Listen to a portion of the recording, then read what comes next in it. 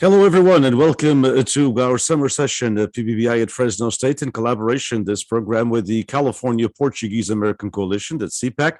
And we are, of course, funded by the Luso-American Development Foundation, that is FLAD, from Lisbon, Portugal. This is our summer of session for 2022, where we've been having one event per week during this, actually two events last week during this month of July. It is an honor and an absolute pleasure to have a conversation with this young man. And I say young because we're not the same age, so I consider myself young, so he better be as young as I am. And that is John Pedrozo, who is on the Merced College Board of Trustees, who is also has been also on the Merced supervisor, has been the Merced County supervisor, has been in other boards as well, is very active within his community, is of Portuguese ancestry, and is the vice president. He and I share the presidency and the vice presidency of the California Portuguese-American Coalition, which means we get a lot of the blame and a lot of the work, but we don't get any glory. We certainly don't get the same protocol the president and the vice president of the United States do, but that's okay. It is a pleasure to have John on and to have this community outreach program. John, before we begin talking about the do's and don'ts and some of the things that you've learned throughout your career in public service, if you don't mind, I know that some people know who you are, especially in Merced County, but not throughout the state of California. And we have people listening to us in different parts of the states and our friends in Western Canada that regularly tune in for this, and also in Portugal and the Azores. Who is John Pedrozo? A little bit about your background and especially your connection to the Portuguese-American community through, I believe, your grandparents were immigrants, if I'm not mistaken. Yes, yeah. Both sides of my grandparents were immigrants from Portugal back in the early 1900s. And I believe my dad's side is from St. George, and they immigrated to the United States, I believe, in 1918. And my aunt was born there, and then my other uncles and my dad and my other aunt were born here in the States, and ended up moving to Merced County in the 30s, I think late 30s, early 40s.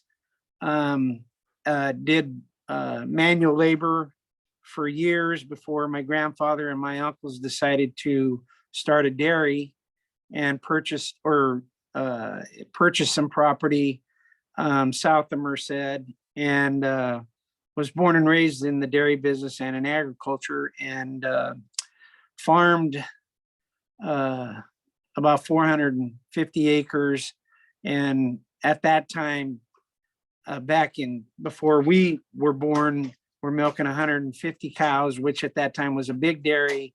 And then eventually got a little bigger, but not that much. And then we moved they moved about 4 miles around the road to where I still reside in the same area where I was born and raised.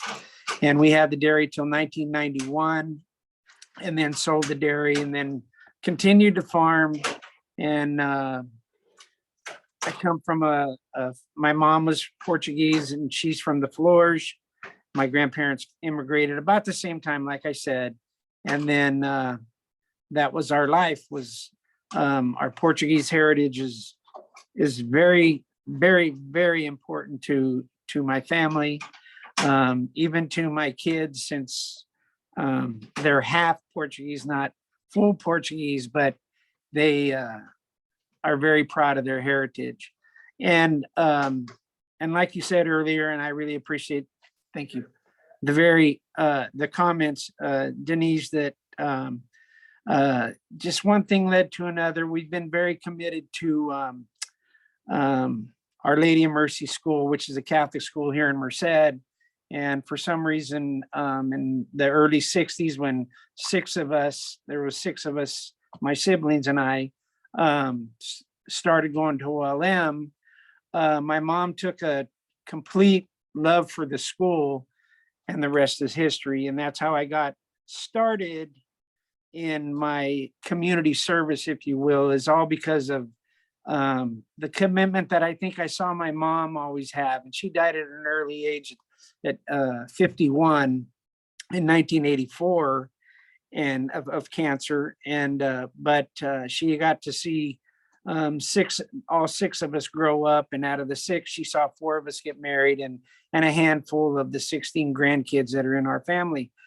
Having said all that, just watching her and the love that she had for the school, which now my youngest sister is the principal of the Catholic school, and she's been the principal there for, I think she's on her 21st year.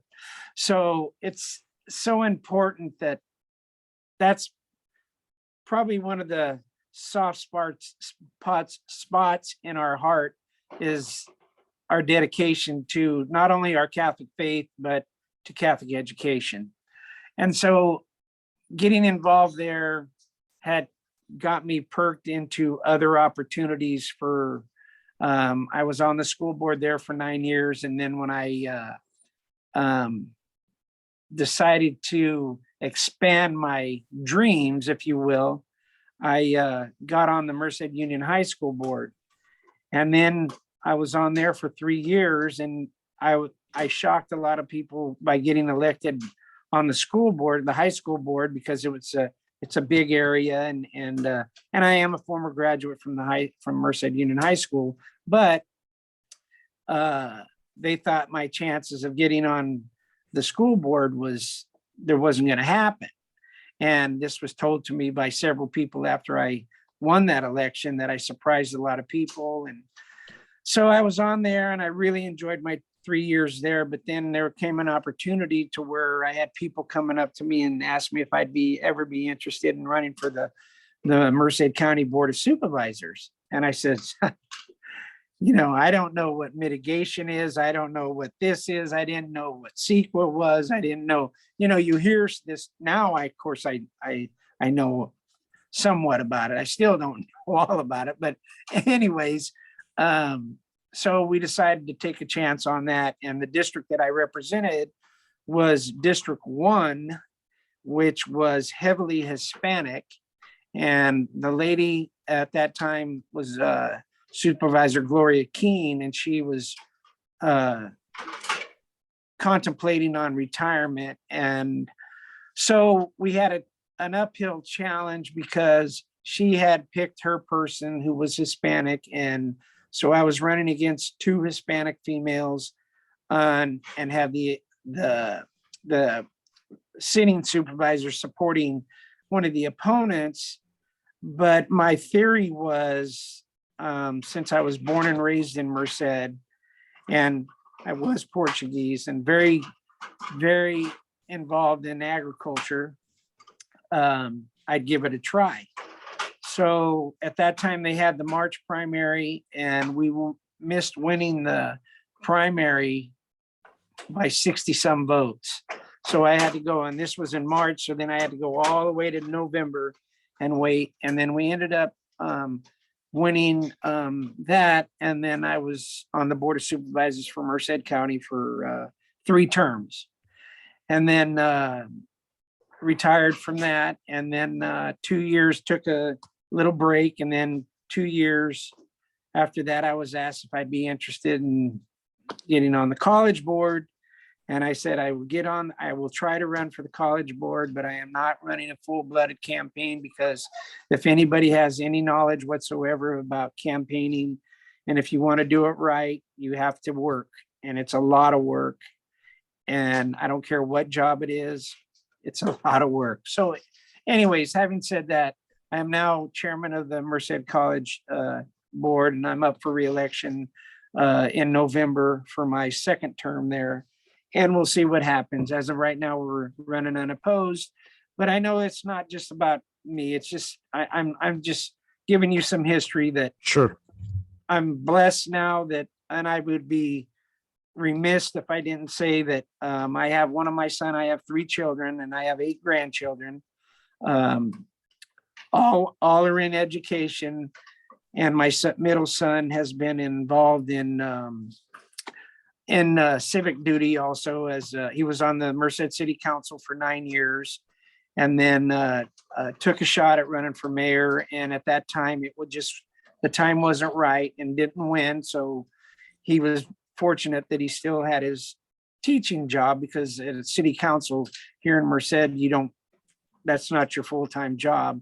Sure. So we decided 2 years ago to take a chance and run for District 2, which is in the city of Merced, and won that. And now is the sitting supervisor for District 2. So I am a very proud papa. I'm Indeed, proud of as it my should be. kid, but he's kind of fallen in his dad's footsteps. And like I tell some of the people that are still there at the county that I'm still very close to, I said, you're getting that person with the same last name, but my son is wired way different than his dad. So just keep that in mind. And so I was just there the other day, and a couple of them told me, they go, I know what you said. Your son is wired different than you, in a good way, but Sure. We do things different. And then my oldest daughter, she has 4 sons, and they live in Fresno, and she's a teacher and teaches the severe handicapped, which is another calling from God. I don't know how people do that, but it doesn't faze her at all. And she's got 5 boys, so she's adjusted very well. And then my other son, youngest son, lives in Clovis, is also in education. So having said that, we're connected very well to different avenues of life, if you will. And but my main goal is, we were blessed to have been brought up with our Portuguese heritage, because I think, and I'm not just saying this because I'm on your show right now, but the way we were brought up, and knowing that your ancestry is so important. And it just seems to me that whether you're Hispanic or Italian or Portuguese, that it means a lot. And my kids, even being that they're half, they kind of make their mom a little upset sometimes, but they truly claim their Portuguese heritage and take part in a lot of the Portuguese festas, and they love sopas, and we make homemade linguiça every February, and they love that. And then, vingadage, I can go on and on. But anyways, I'm just blessed. And so now I'm still involved in ag somewhat, not like I used to be. We still have property, but it's leased out for pistachios. And then I still, which is in my Portuguese blood, I still raise a few heifers, because you want to keep the vacas, if you will. And I'm still working. I work for an engineering company out of Fresno. I run the satellite office here in Merced. And that's about it. And when I was asked, I remember the day that I was talking to Stephen Nascimento, and we were talking about CPAC, or how we were getting ready to form CPAC, and if I would be interested. And I happened to tell him, I said, I'm very interested, and I will do whatever, because I think that as popular as we think our Portuguese heritage is, a lot of people don't realize how many people are Portuguese and how many people are Portuguese that are involved in a lot of different aspects of government, whether it's on the board of supervisors, whether it's school boards, whether it's water boards, whether it's whatever. I mean, right now, Merced County is blessed to have, and I say blessed in a humble way, 3 of the supervisors are Portuguese, and 2 of them are, one of them is full-blooded, and then the other 2 are half, but they value their Portuguese heritage very much. Indeed they do. And it's one of only 2 counties, as we know. It's just basically only done in 2 valley counties, which is Merced right now. At least anyway, Merced with 3, and Kings County also with 3. And then we also have neighboring in between, kind of sandwich in between, Merced and Kings County is Fresno County, which is a huge county, as you know Right. quite well. And where You we have have two two, where there. we have two there, yeah, Brian and Pacheco and Hey. Buddy Mindish. And so and then now we just have one for the first time forever that we know of in at least in modern history in Tulare County, who you met, Larry McCarty, at the Yes. recent summit. So it's let me ask you a little bit, maybe a little bit off topic, but I think it'd be kind of important considering exactly the heritage, the Portuguese heritage, the Portuguese-American experience, the role of the church in the Portuguese-American experience, the Catholic Church, and Catholic schools, because a lot of our festas, for example, throughout the valley, many of our festas of Fatima were started because of the Catholic schools. Here in Tulare, the Festa of Fatima, the Fatima celebration in October, the funds are for the Catholic school. Our Lady of Miracles in Gustine, which still is one of the biggest celebrations in all of California and all the West Coast, the funds are for the Catholic school there. Many others as well, I believe, in some other valley towns. So there's been a strong connection. How you said, it was very important to your mom, who unfortunately died very young, and of course, it's always a mark on a family when that happens. But how do you see, John, with your mom being involved in it, and then you attending and being involved in it, your family, your friends? How do you see Catholic education elementary? Basically, there are some high schools, not that many. San Joaquin Memorial in Fresno is one of very few anymore.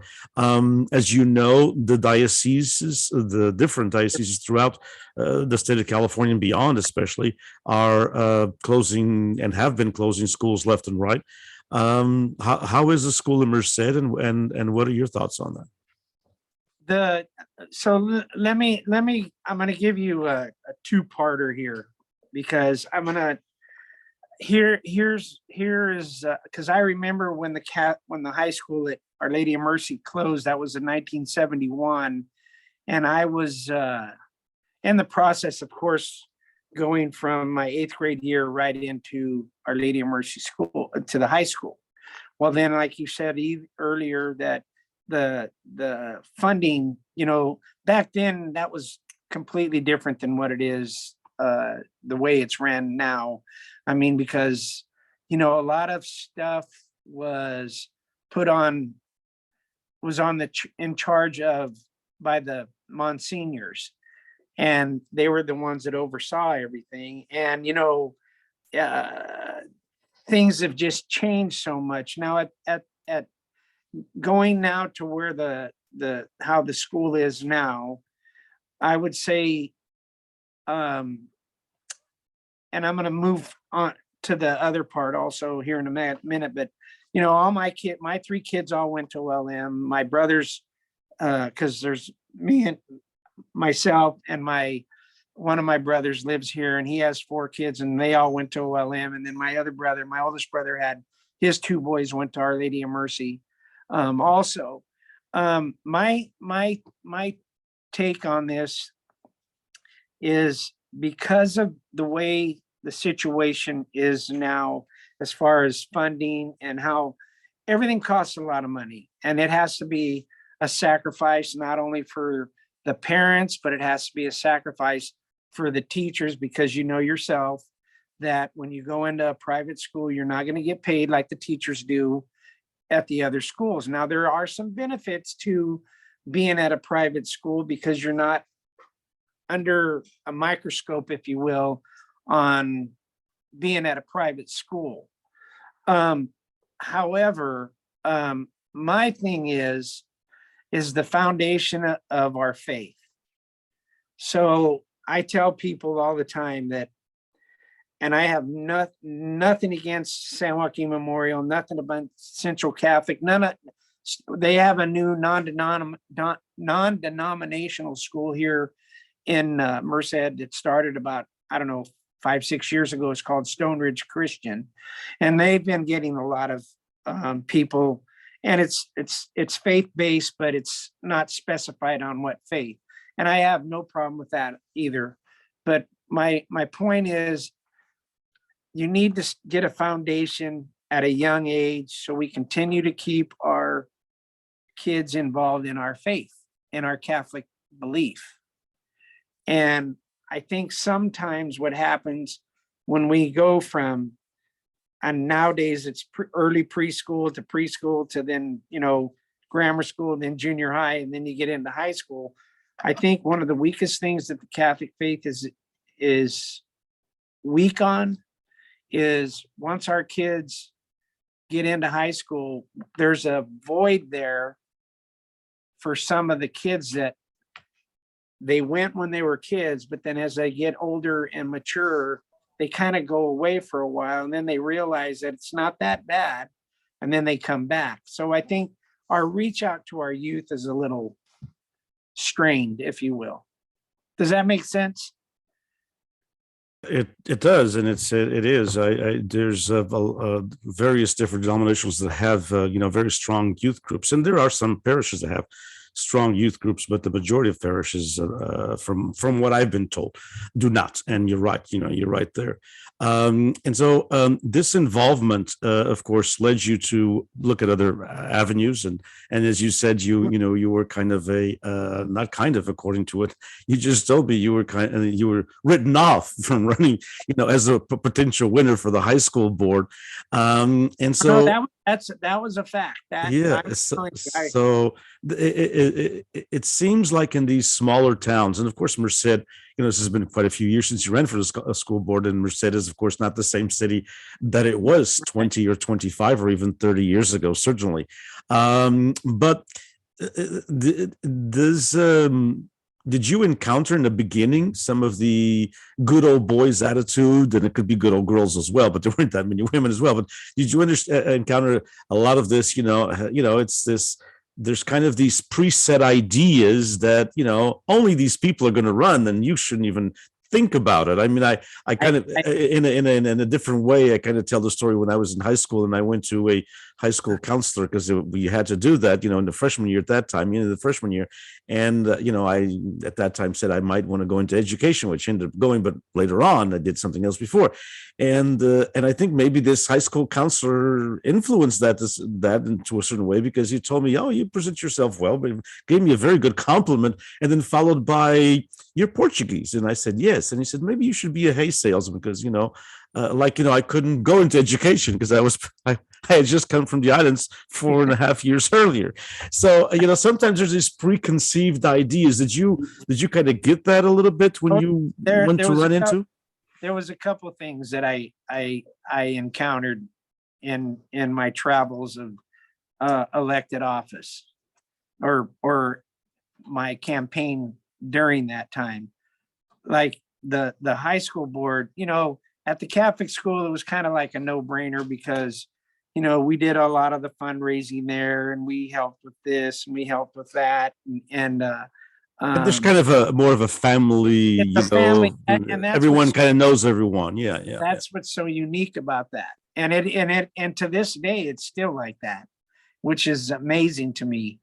Because I mean, I know the school at one time was at 400 and some, and I think now because of course, COVID and people moving out of California, their numbers. I just asked my sister this 2-3 days ago, how the enrollment is, and it's, complete now it's probably like 250, 275, which is understandable. At this time, but it's worth it in my opinion. But having said that, I got that a lot when I was running for the high school board, but then I really got a lot of it when I was running for the board of supervisors, because when people saw me out and about, and I've been involved, like I said, I've been involved in my community for forever.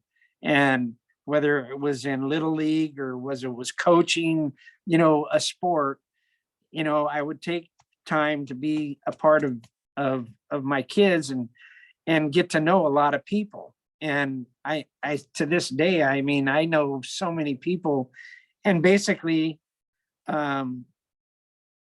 helped me continue my career after I left as a supervisor to where I'm at today, working for a company that I'm not an engineer, but I know a lot of people and I can help us get some work. But when I ran for board of supervisors, And I had at that time, there was one, two, three unincorporated communities. I had Planada, Lee Grande, and El Nido, heavily Hispanic. And then I also went all the way up to Livingston, and then I represented South Merced, all Hispanic, heavily Hispanic. So I would have people, and I had this happen to me. I was at a fundraiser one night, and I can still remember this as plain as day. I had a man come up to me, and I knew who he was. I didn't know him well, but I knew who he was, and he knew the family name because we've been here forever and ever. And he comes up to me and he goes, "Mr. Pedrozo?" I go, "Yes." He goes, "Excuse me." He goes, "I know your family are good people, and you're from here, and blah blah blah blah blah." And he goes, "But this is Hispanic area and needs Hispanic representation." I put my hand on his shoulder and I said, "Mr. Chavez, with all due respect," I said, "I don't see color. I see people." And I think that's what is important. And it doesn't make a difference to me. And, evidently for 12 years, people were pretty happy. And Sure.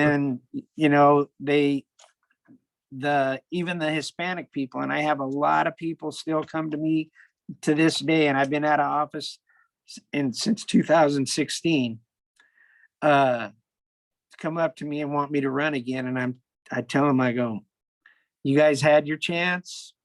You decided to get somebody else, and you're not happy there. So we're going to leave it alone." I'm very happy. I doing what I'm doing. I wanted to backtrack just real briefly.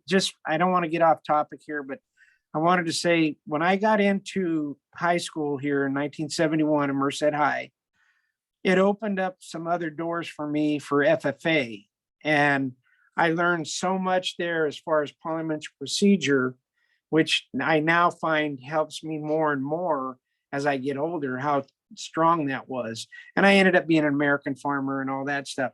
But my point is if OLM high school would have still been open, I probably wouldn't have been able to learn some of the things that I couldn't have learned. Sure.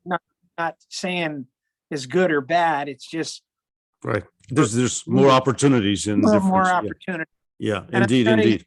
I'm very strong on vocational ed because I think it's a hands-on type thing. But anyways, having said that, so I value both sides. Sure. So Sure. A little bit about running for office. So, a lot of people, when they think about running for office, and we've talked, so probably we're blue in the faces through our internal talks at the California Portuguese-American Coalition, as we try to get more and more Portuguese to run for office. Doesn't necessarily mean they're going to win, but they should, if they think they're good, they have the calling for it, and I think it is a calling because it's something that you have to dedicate, as you said, a lot of time and a lot of energy. A campaign, even for a city council, is not an easy thing to do. It's not like you can put 3 dozen yard sales and yard signs, I should say, and then go home and relax until the day comes. And so what when you ran for the first time, especially for supervisor, because that's that involves a lot of people, how much work really was that, for a couple of months there before the election? It was, well, on when I first ran, and then the consultant that I had, and he was his son was a friend of our family, and he was my campaign manager and everything. Well, the first part of my campaign, he was good. And then the 3 days after the primary, he dropped dead of a massive heart attack. So I had to find another campaign manager, which was another challenge. And then we moved on, but it was, that was a challenge. And then, when you're new and don't know that much about a campaign, and realize that you have to be everywhere so everybody knows you and sees you and recognizes the name. And at the end, they're so sick of hearing your name that they're going to vote for you because they're tired of hearing about the campaign. So, but, and it's walking precincts, it's, phone banking, it's, it's just, I mean, we had people when we were phone banking tell some of our callers that I'd rather have a wisdom tooth root canal than vote for Pedrozo. So you'd go against stuff like that, or, it's just typical. But that's not that bad, John, because root canals nowadays are very, very comfortable with all the medication they give you. You could just like dream, baby, dream, So yeah, true. you have But those. if I have- You have those negative things that obviously that even people try to find, because they have their own vices, obviously. Yeah. Well, and that's they're entitled. They're entitled to that. But the hardest, well, what was easy for me was because you have to realize your family takes a back seat of a lot of stuff.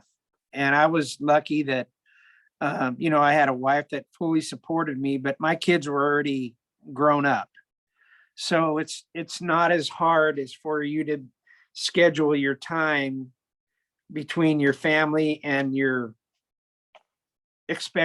proposed job that you're reaching out for. So there's a I'm gonna interrupt you. You bring up a very good point, which is your kids were raised. I mean, they were probably what, high school age, or they're around. In their Yeah. Okay. So you have this situation now with your son. He ran for the supervisor role in District 2, and his kids are much younger than yours were at the time. Do you think it was harder on his family? Oh, yes. And the reason why I say that is, and this is in all due respect, I mean, he has a passion for politics. He loves it. He was a history teacher at Merced High for 13 years. He loves it. That's his calling, but he has always wanted to do this. And I always tell him, and I try to tell him all the time, you need to realize that when Dad ran for the high school board, you guys were in high school. When Dad ran for the board of supervisors, you guys were already, on your way to either college, or, well, they were all going to Fresno State, and then Josh went to Cal Poly, and so it was different. And they helped me when they could, when they came into town and stuff, that they would help me walk precincts and that kind of stuff. But when you have the little ones, like my son's, when he first got elected to the city council, I mean, my grandson was just born. And so he's 11 years old now. So he was like 2 years in as a council member before he had a family. So then when my granddaughter was born, and by the way, I have 8 grandkids and 7 boys and 1 girl. So you can imagine how she's kind of a princess, besides my daughter, but she's the little princess. But anyways, so it did. And I told him all the time, I continually tell him to this day, don't forget about your family, because there'll be a void there when they get older that you're not going to have. And you want to make sure that you maintain that strength between your kids, because, and it's inevitable that you're going to miss something because of your position. And if you have a conference somewhere and you can't be there, and but overall, you have to realize that your family comes first, no matter what, because you want your job and you want to do your job, but you also have your family. And people, I think, on an average, realize that if you have a family, perception goes a long ways, and they want to see that. They like to see a genuine person. My first campaign manager, when he told me, he goes, everybody wants to read off of notes and all this stuff. He goes, there's some guys that they just do it right off the cuff. They ad lib everything. And I think sometimes, and Denise, no one is better than you, in my opinion, as speaking right off the cuff and just go with the flow. And I think people appreciate that more. They don't want that continued. You read everything and you're so structured that you're not, people don't get to really see the real you. And I think that's important. You want to be as genuine as you can and not fake. You want to be genuine. Sure, because when you go into the actual position, you're not going to have a note for everything. I mean, you're not going to be able to read from a script for everything that you do. And some decisions are very hard decisions. Obviously, you're going to have to research and you have the team to maybe help you out. But it's, you have to make a decision based on who you are and who you've given yourself to the voters, right? Right. And I've told people this, many a time,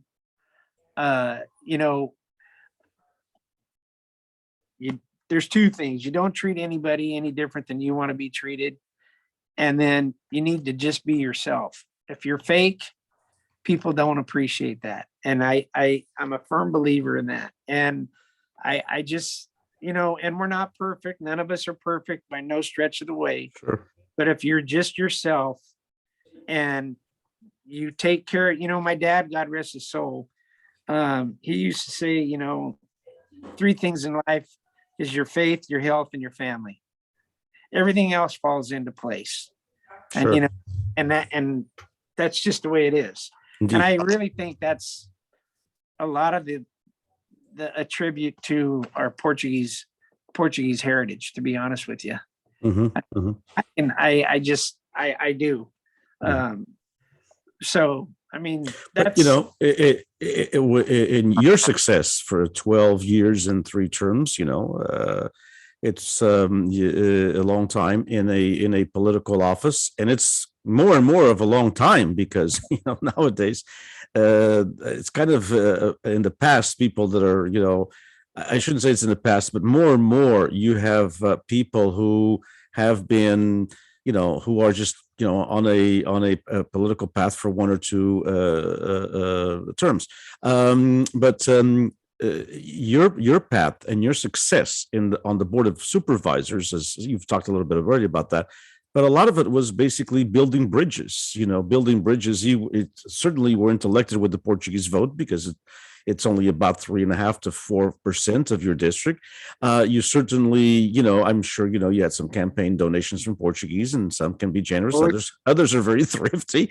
Yeah, we talked about that. And we talked about that. But but you were able to not only get elected, but get reelected because of the bridges that you built with all kinds of communities. How important is that in your perspective? It's very important. I can't say enough. I mean, Denise, I mean, I sometimes when I'm at home, I kind of I can't believe, because I saw my dad struggle. And, when he passed away, he died he had a complete life. I mean, because he went through his struggles in the 70s and 80s. And then, and in the early 60s, my mom was diagnosed with cancer in 1964. And my dad, we had 6 little kids, and she was up in UC San Francisco for 3 months, and we never saw my mom. And doctors kept telling and I don't mean to belabor this, but I just saw my dad go through so much. And when my mom came home, I was, I think, 7 years old, and I can still see my mom. And she was a typical Portuguese lady, kind of not obese, but she was chunky, but I can still see her. And she lived 20 years after. And I saw my dad struggle to a man that went to San Francisco, never been there a day in his life, stayed there for 3 months with her, and prayed the rosary, went to St. Anne's Church, and was very dedicated to St. Jude.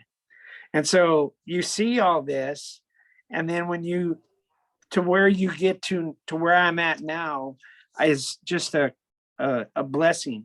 And the, and I mean, there's so many people that I can thank along the way, but it's a humbling experience when, especially when you get to the Board of Supervisors, because, if you want to get into a next phase, that's when you get into the assembly, and then you get to the state. And we've seen that.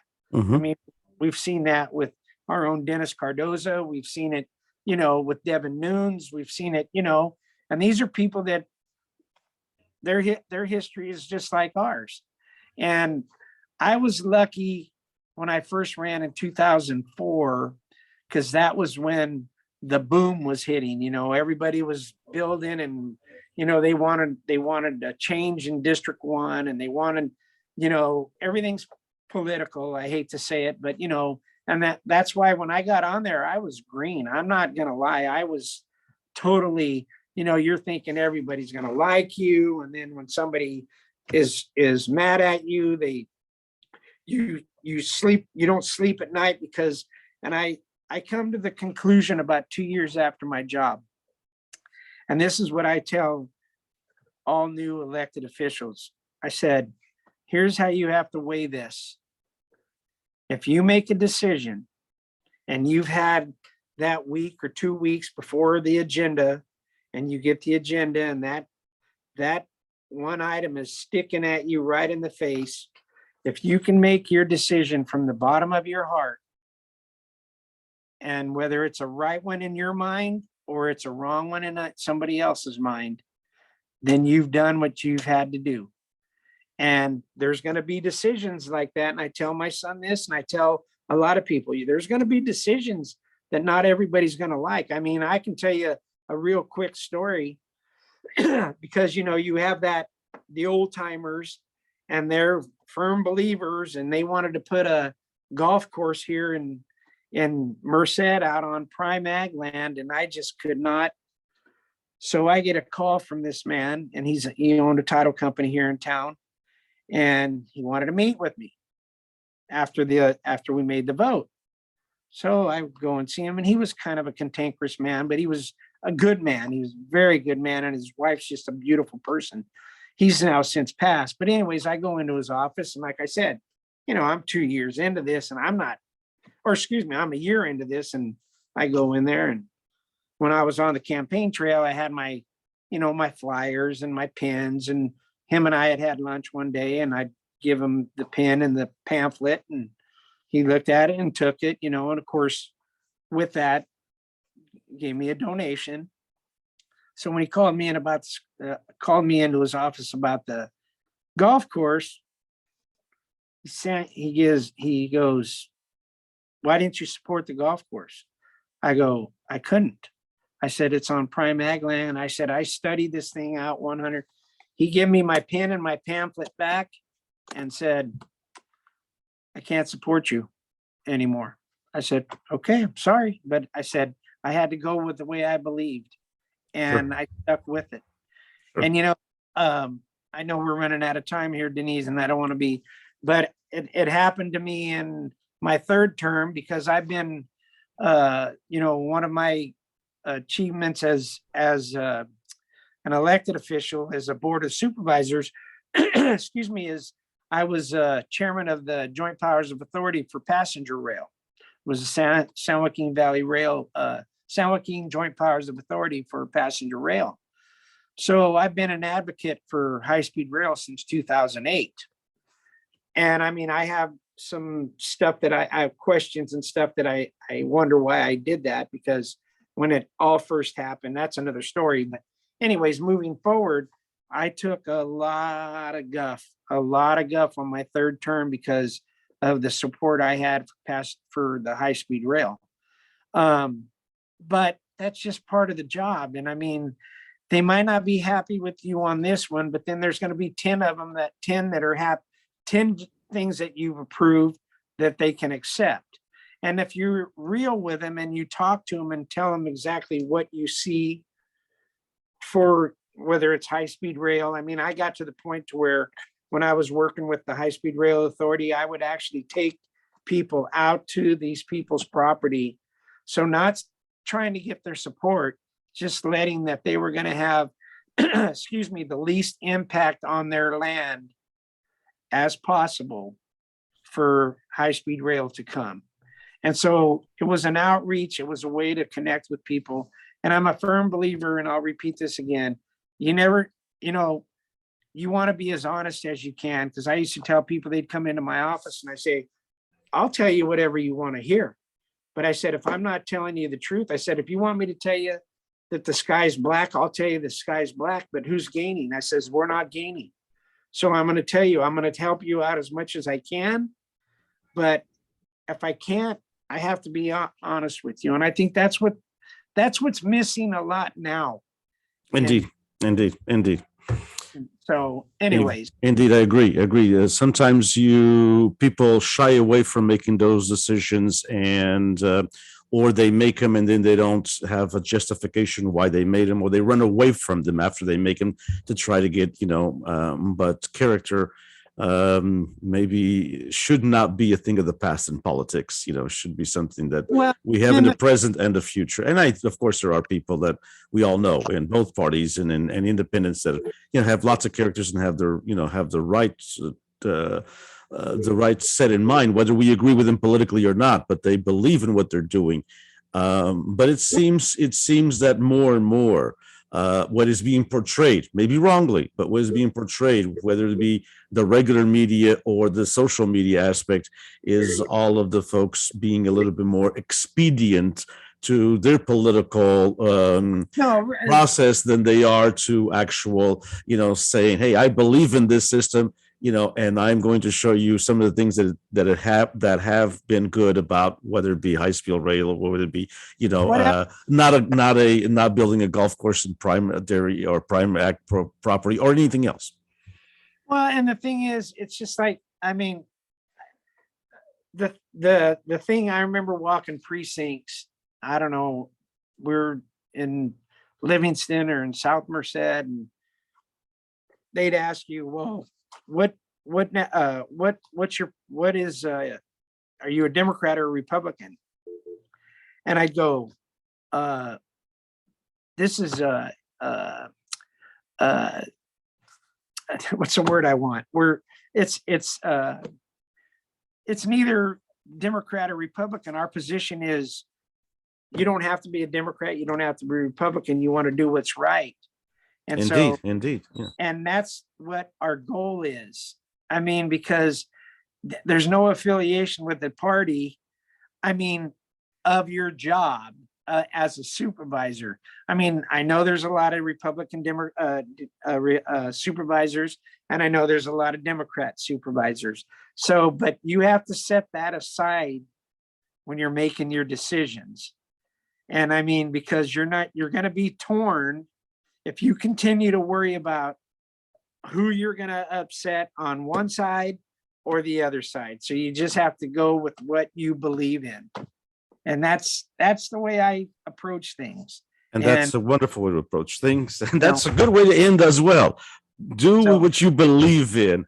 John, thanks so much for this wonderful conversation. I think we need to have a few more of these and focus on the other points. I actually would like to have a series that we focus the California Portuguese-American Coalition, of course, with PBBI at Fresno State and any other partners that want to partner up with us. There's, I think, a need for us. Your conversation brought up something in my mind, and I think there's a need for us to have something like a look at the California of today from a Portuguese-American lens, so maybe looking at Merced, which is no longer the same community that it was, certainly 30 or 40 years ago, from a Portuguese-American lens. The university is, of course, going to grow. Merced is going to be, I think Merced is going to be the valley town next to Fresno within the next 25 years or so. Yeah, I on one side of me, I'm excited about it, but then on the other side, because there's always some good and bad things about. Well, yeah, and, you said earlier we're about the same age, and we are, because I just turned 65 here a couple of weeks ago, and been so blessed. But the changes that we see, not only in Merced or Fresno or Tulare or wherever, excuse me. it's worldwide. Sure. And the way everything is going now with social media, and it's just, you said I wanted to hit real quick on something. Back a few years ago, when I was still on the board of supervisors, the newspaper, I mean, it seemed like they were attacking me every time you turn around. And now it's not like that anymore, because we have our phones and we have our Sure. iPad, and any information you want to get, you can get. So you don't have the reporters, if you will, breathing down your back if you've done something a little out of kilter, that they used to make the headlines for, some of the stupid stuff. Nowadays, I mean, in my opinion, locally, the media is not as crude as they used to be. And I didn't say rude, crude. Sure. Especially, I would certainly agree, especially local media to local offices. Yeah. A national level is a little bit different, as you and I both know. Yeah. Oh, yeah. Indeed. John, thank you so much. We appreciate it. So on behalf of the California Portuguese-American Coalition, on behalf of PPBI at Fresno State, and on behalf of the community, and let's continue these conversations, because I think we do need to expand the possibilities of having more and more Portuguese Americans who want to explore the possibility of serving. I really appreciate Denise, and I will be on here whenever you need me. Now that we got this thing worked out. That's right. We are both professionals at it now. Thank you, John. Take care, my friend. Thank you so much. That was John again. So everyone listening, again, that was John Pedrozo. He is still on the Merced Junior College board, and has been past supervisor, and also California Portuguese-American Coalition vice president. We thank you all for joining us on behalf of the California Portuguese-American Coalition, on behalf of FLAD and the Portuguese Beyond Borders Institute at Fresno State. Take care, everyone. Take care. We'll see you. Bye-bye.